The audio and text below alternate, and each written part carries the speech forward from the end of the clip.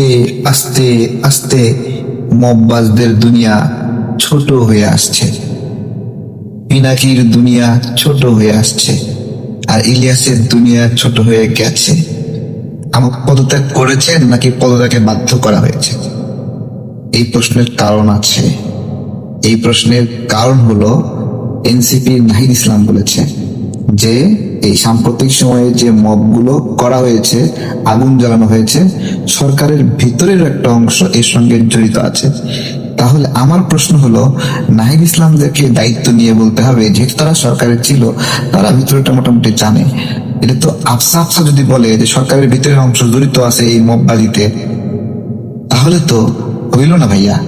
তাহলে ফার্স্টটা তুমি করবা না আমরা করব?